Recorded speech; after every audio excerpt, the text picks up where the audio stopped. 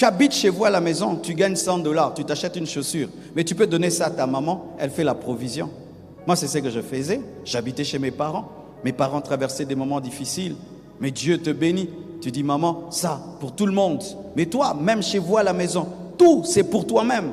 Tout pour toi. Des fois même, tu as l'argent à la maison, votre famille est en train de souffrir. Hein? Dans votre maison, on mange mal, mais toi, tu as de l'argent. Tu ne peux pas sortir ça pour que les autres mangent. Et ce cœur-là, quand Dieu t'élève, c'est ce cœur-là qui fait souffrir les autres. L'amour, c'est l'amour qui rend grand. L'amour rend grand. L'amour élève. Et si vous n'intériorisez pas les autres en vous, frère, Église du Congo, on va jeûner, prier. Nous n'engendrerons pas des grands hommes. Nous n'engendrerons pas des grands hommes. Au plus profond de toi, vraiment, est-ce que tu peux répondre à cette question? Que tout ce que tu cherches là, c'est pour les autres. Que ton rêve, c'est le bonheur des autres. Comment je peux mettre les autres dans des bonnes conditions? Comment je peux faire ceci pour les gens? Comment je peux faire ceci pour les orphelins? Comment je peux faire ceci pour le veuve? Comment je peux aider les pauvres? Comment est-ce que c'est ton souci à toi dedans? Si ce n'est pas ça ton souci, frère, quand tu pries, Dieu te donne des miettes. C'est pourquoi nos prières ne sont pas puissantes. Parce que nous ne présentons que nous-mêmes. C'est nous et nous et nous et nous et nous. Comme Dieu pèse les esprits et le cœur, il perce ta prière, il lit dans ton cœur et il comprend. Il te donne des miettes. Tu as prié, ça fait 10 ans. Tu as prié, ça fait 15 ans. Il est écrit, demandez, on vous donnera. Pourquoi on ne te donne pas? Pourquoi Dieu ne te donne pas? Mais tu dois te poser des questions. Allez revérifier vos cœurs. Je vais aller en Europe pour oublier ma famille. Regarde tes projets.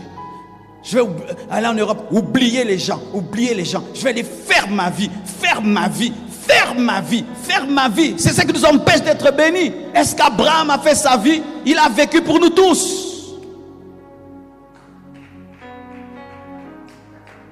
Il y a des hommes qui sont entrés dans des laboratoires, des années, pour trouver seulement un médicament. Il vous donne ça même gratuitement, et puis il meurt. Il n'a jamais profité de cela, mais il a vécu pour les autres. Est-ce que tu as un tel cœur? Je vais être intelligent pour changer telle chose, résoudre telle maladie. Et cela, Seigneur, est-ce qu'il y a de telles choses dans vos têtes? Comment des hommes comme Tesla, des hommes comme Louis Pasteur pouvaient avoir une telle intelligence? C'est le souci. Les gens meurent d'une maladie ou meurent d'un problème. Il a le souci et puis il a la révélation. Mais si toi, les problèmes des autres ne te touchent pas, comment tu seras grand? Parce que les hommes grands, ce sont des hommes solutions. Les hommes grands, ce sont des hommes solutions. Ce ne sont pas des égoïstes. Développer l'amour en pensant aux autres. En pensant aux autres. Frères et sœurs, la bonne motivation, c'est rechercher à être grand pour les autres, devenir une source de bénédiction pour les autres. Mais le niveau le plus élevé, c'est pour Dieu, pour Dieu. Comme la Bible le dit, il en est ainsi de celui qui amasse des trésors pour lui-même et qui n'est pas riche pour Dieu. Donc on peut être riche pour Dieu, on peut réussir pour Dieu. La Bible dit ceci, dans Colossiens 3, 23 à 24. Tout ce que vous faites, il y a un écho, tout ce que vous faites, faites-le de bon cœur, comme pour le Seigneur et non pour les hommes. Sachant que vous recevrez du Seigneur l'héritage pour récompense. Servez Christ le Seigneur.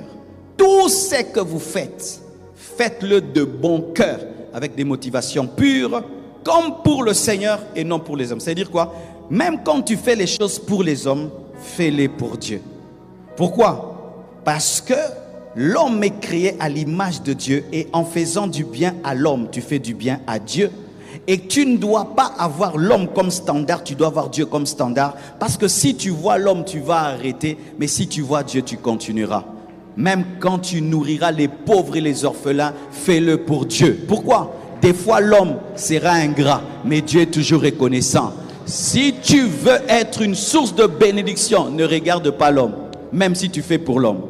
Parce que l'homme peut te trahir, l'homme peut te blesser, l'homme peut oublier. Mais Dieu voit, mais Dieu voit, mais Dieu voit. Faites tout pour la gloire de Dieu.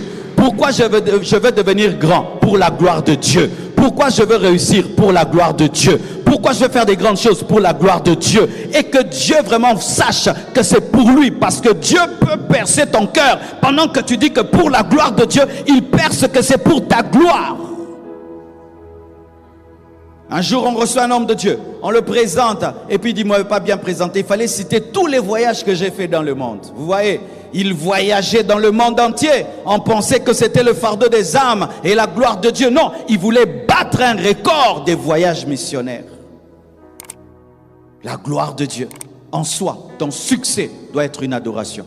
Ton succès doit être une adoration. Ton succès doit être une adoration. Ta gloire doit être une adoration. Ta grandeur doit être une adoration. Il faudrait que ta vie devienne une adoration. Qu'au travers de ce que tu deviens, les hommes puissent adorer, glorifier Dieu. Faites tout de bon cœur pour Dieu. Alléluia. Faites tout pour Jésus. Faites tout pour Jésus. Pourquoi je vais avoir beaucoup d'argent? Pour Jésus. Soutenir l'œuvre de Dieu. Pourquoi tu es en train d'aider les gens? Pour donner la joie à Dieu. Pourquoi tu veux faire des grandes choses? Pour qu'on sache que sur cette terre, Dieu existe. Alléluia.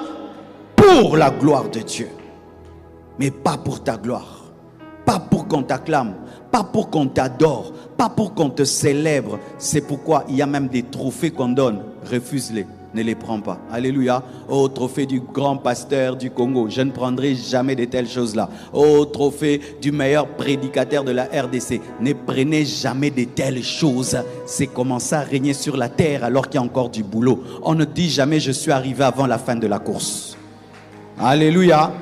Ce sont des hommes comme Vernon. On va tester maintenant. Est-ce que Dieu avait dit ça? Mais pendant qu'on court, il y a des choses qu'il ne faut pas. C'est pourquoi faites attention aux acclamations du monde. Faites attention à trop d'acclamations du monde, à trop d'acclamations des hommes. Ça peut pervertir ton cœur et tu oublies que c'est pour la gloire de Dieu que tu faisais ça.